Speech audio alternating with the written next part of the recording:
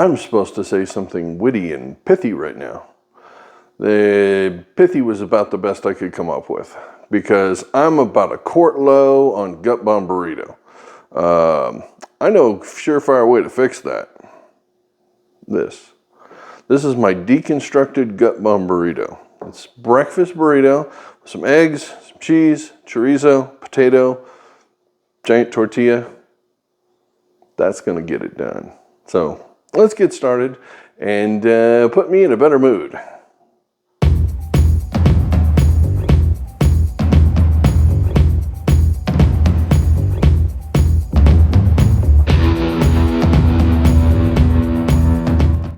Let's get started with the potatoes. They take the longest, so we start with them first. This is the papas part of the burrito. We're dicing this up into about half-inch chunks, and we're going to drop this in a pot of boiling water. We've salted the water so that they have flavor, obviously, and we're going to cook them about 10 minutes or so. You just want them on a low simmer, basically, just a little bubble.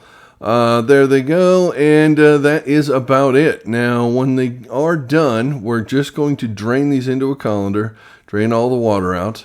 And we don't need them right yet because we still have to do the chorizo. So we're just going to set these aside and let them finish draining. I'm assuming there's a chance that you maybe have never cooked chorizo before. If you're watching this video, perhaps you have missed the lovely, wonderful opportunity to cook chorizo. It's tough to get out of these tubes. This is a Cacique brand. It is pretty hard to work with. I've had better. Unfortunately, this is the only chorizo that my local stores carry. I don't know why. I do live in the Southwest, but I am in the boondocks, so at least we have something. This is beef chorizo, which is much, much fattier than the pork chorizo. Pork chorizo doesn't have quite as much flavor, maybe. I prefer the beef, but as you can see, there's a lot of oil and grease in this. There's a lot of fat. So this is a mess. You need a splatter shield for sure. You don't really know when this is done because chorizo never changes color. It's always going to be this color. So you just cook it for a few minutes until you feel like it's done. It's not going to take that long. It's really only going to take a couple of minutes for it to be fully cooked. It's so grainy and fine and small that it cooks really, really fast. The trick with chorizo, of course, is getting it separated from the oil. The oil is gold. Do not just drain and throw away the oil. You save that oil.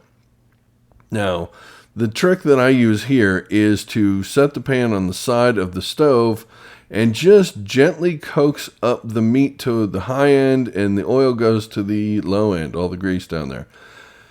This takes a while because there's a lot of grease in the meat and it makes it real slushy and meat keeps sliding down. So you have to just keep doing this for a while. I'm showing you this because if you have never done this before, this is the part where you go, well, that didn't work, and you throw it all away.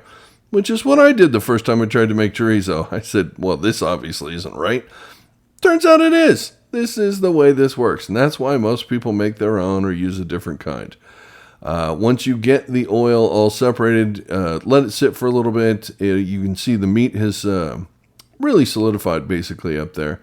And I use a bent spoon to gently take all the wonderful, golden, amazing chili flavored, chorizo flavored oil. Put this in a container. We're going to stick it in the freezer and use it for a lot of stuff later. And just keep working this to get as much of the grease out as you can. You don't want to take too much out, but you want to just take as much as you can and save every drop there is. Now we've moved the chorizo off to a plate on the side. We're holding that off to the side and we're going to start with the potatoes. We've got them in the pan. We didn't clean it out. It's still got a bunch of chorizo juice in it. As you can see, that's important because the potatoes suck that up like crazy. It's beautiful. It's flavorful. It's amazing. Why waste that? So cook the potatoes until they get crispy because you want them fairly crispy. They are going to get soft when they go in the burrito, so every bit of texture you can get is good. We're going to add about half of our chorizo back for one burrito. That's not quite enough, so I add a little bit more. I was getting a little jippy there. So just kind of push this off and kind of make a patty. Let that sit for a minute. And you can see now the chorizo is really cooking. Once you got the grease out of it, it can actually get a nice kind of crisp on it. That's kind of nice for flavor, texture, and all that. And it's time for some eggs. You got to do a little butter, so we pushed everything off to the side, and we got our 3 eggs, splash of milk. I add a little bit of salt and pepper right at the last second, and the eggs go in. Now, make sure you get every drop of egg, because apparently that's incredibly important. I could have edited that out, but I didn't. All right, so move the eggs kind of as they cook. Gather it in the center. So work from the outside. Keep working and gather it all up into the middle until you get kind of a big scrambled egg ball, basically. Big mass there. And roll the pan around to get the wet stuff around. And when you get enough, fold it and flip it. There you go. Now we're going to incorporate everything. You don't want to cook the eggs in everything because they really don't come together very well. You have to cook them separately. But we're all going to do it all in one pan. So this is the best technique for that. So we got 3 scoops of fresh salsa. Try and get as much of the liquid out of it as possible. I've got some jack cheese and some cheddar cheese. Use as much as you like. I like a lot, but we're going to be adding more later as well. That gives them better texture and mouthfeel and all that. But yeah, just incorporate this until the cheese melts.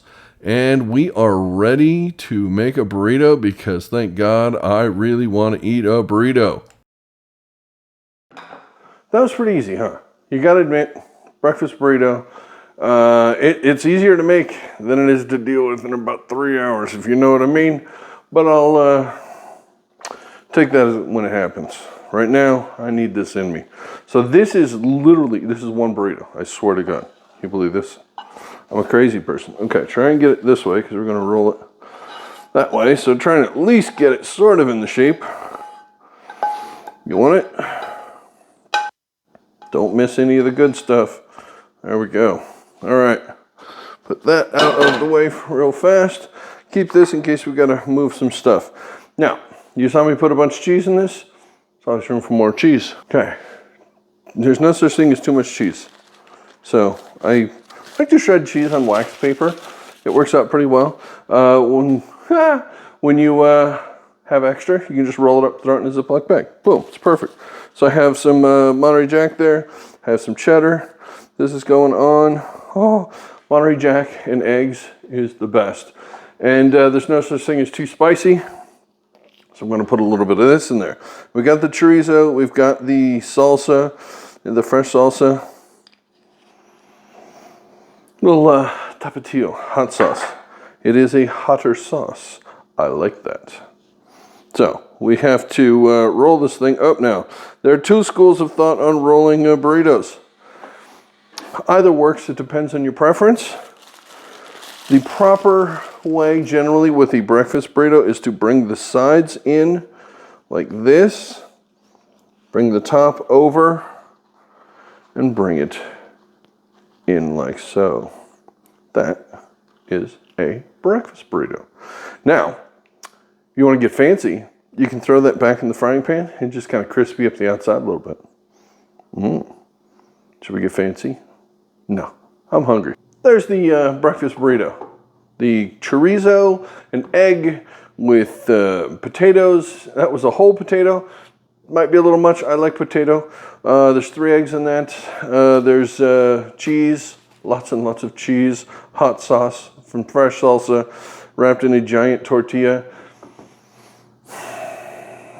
You don't cut this kind of burrito in half because the second you bite into this, you can't set it down. Choose your beverage wisely. Choose a lot of it. Get a lot of napkins. Have them handy because this thing's a mess. Wrap it in something isn't a bad idea. And have at it. I'm going to eat it before it gets cold. So thank you for watching. And leave me a comment if you want to see a different kind of breakfast burrito because there are a lot of breakfast burritos.